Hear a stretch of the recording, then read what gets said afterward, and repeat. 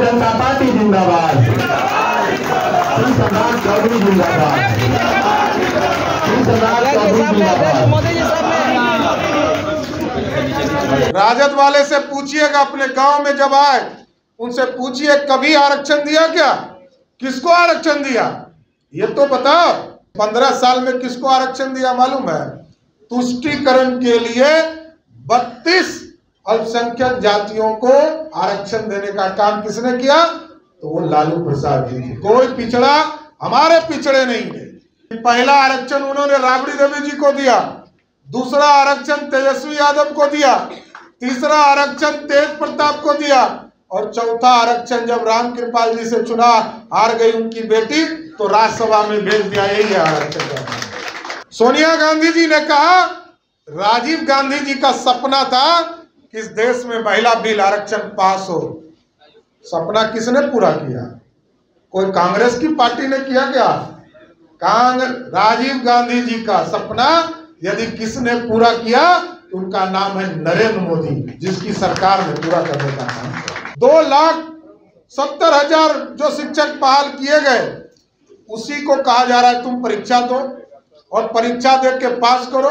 हम लोग तो जानना चाहते हैं, श्वेत पत्र निकाले बिहार सरकार, आपने कितने नए लोगों को रोजगार दिया?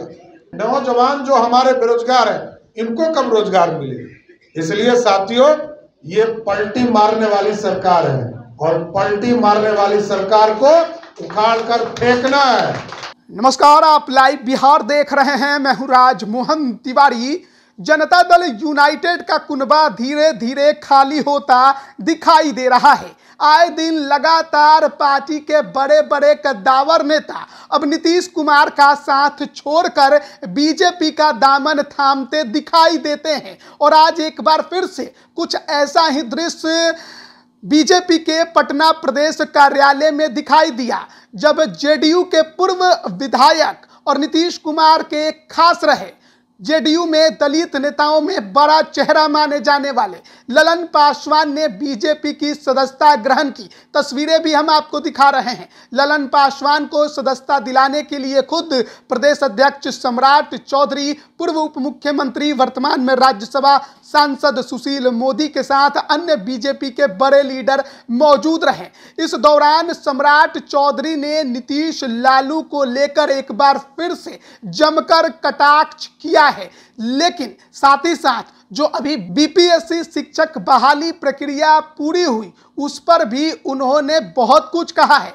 सबसे पहले सुनिए क्या कुछ सम्राट चौधरी कह रहे हैं। वो रोज भ्रम फैलाता है आरक्षण खत्म नहीं होने देंगे, लेकिन कभी उसने आरक्षण दिया क्या? राजद वाले से पूछिएगा, अपने गांव में जब आए उनसे पूछिए कभी आरक्षण दिया क्या, किसको आरक्षण दिया ये तो बताओ। 15 साल तक लालू जी मुख्यमंत्री रह गया, किसी वर्ग को, ना पिछड़े को, ना अति पिछड़े को, ना दलित को, और इस 15 साल में किसको आरक्षण दिया मालूम है? तुष्टीकरण के लिए 32 अल्पसंख्यक जातियों को आरक्षण देने का काम किसने किया? तो वो लालू प्रसाद जी थे। कोई पिछड़ा हमारे पिछड़े नहीं है। इसलिए साथियों, हम लोगों को तय करना है कि सिर्फ तुष्टीकरण से बिहार चलेगा और क्या आरक्षण का लाभ सिर्फ परिवार वाले लेंगे? लालू जी के लिए आरक्षण का मतलब है कि पहला आरक्षण उन्होंने राबड़ी देवी जी को दिया, दूसरा आरक्षण तेजस्वी यादव को दिया, तीसरा आरक्षण तेज प्रताप को दिया और चौथा आरक्षण जब राम कृपाल जी से चुनाव हार गई उनकी बेटी तो राज्यसभा में भेज दिया। यही है आरक्षण। तो साथियों, ये सोचना पड़ेगा। लगातार महिला बिल पास होते रहे, दिल्ली में आता रहा, लोकसभा में, और सब बार कौन फाड़ते रहा? याद कीजिए, लालू जी फड़वाते रहे। सोनिया गांधी जी ने कहा, राजीव गांधी जी का सपना था कि इस देश में महिला बिल आरक्षण पास हो। सपना किसने पूरा किया? कोई कांग्रेस की पार्टी ने किया क्या? राजीव गांधी जी का सपना यदि किसने पूरा किया तो उनका नाम है नरेंद्र मोदी, जिसकी सरकार ने पूरा करने का काम किया। आज शिक्षकों के नाम पर, बहाली के नाम पर लोगों को भ्रमित करने का काम किया जा रहा है। 2,70,000 जो शिक्षक बहाल किए गए उसी को कहा जा रहा है तुम परीक्षा दो और परीक्षा दे के पास करो। हम लोग तो जानना चाहते हैं, श्वेत पत्र निकाले बिहार सरकार, आपने कितने नए लोगों को रोजगार दिया? शिक्षक को ही बहाल कर रहे हो। अरे नौजवान जो हमारे बेरोजगार हैं इनको कब रोजगार मिले? इसलिए साथियों, ये पलटी मारने वाली सरकार है और पलटी मारने वाली सरकार को उखाड़ कर फेंकना है। आज ललन जी और पूरी टीम जब भारतीय जनता पार्टी में आज समाहित हुई है, हम जरूर आपको विश्वास दिलाते हैं कि आपका सहयोग मिला है, आपका साथ मिला है।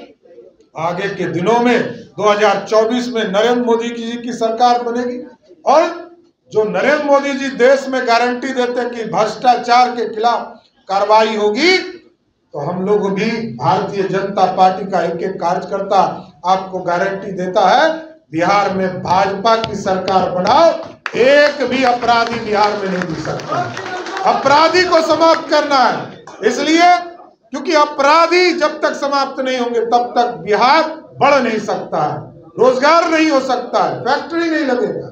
इसलिए साथियों, आज जिन लोगों ने, सभी लोगों ने जो भारतीय जनता पार्टी की सदस्यता ग्रहण किया है, हम फिर से स्वागत करते हुए अपनी बातों को विराम देते हैं। बहुत बहुत धन्यवाद। तो अभी आपने सुना बीजेपी के प्रदेश अध्यक्ष सम्राट चौधरी को, जेडीयू के पूर्व विधायक ललन पासवान को उन्होंने बीजेपी की सदस्यता दिलाई। एक बड़ी भीड़ उनके साथ बीजेपी कुनबे से जुड़ी है। जनता दल यूनाइटेड का कुनबा धीरे धीरे खाली होता दिखाई दे रहा है, लेकिन इस दौरान सम्राट चौधरी अपने अंदाज में दिखाई दिए, उसी रुतबे के साथ और उसी जोश के साथ लालू यादव और नीतीश कुमार पर निशाना साधते नजर आए हैं।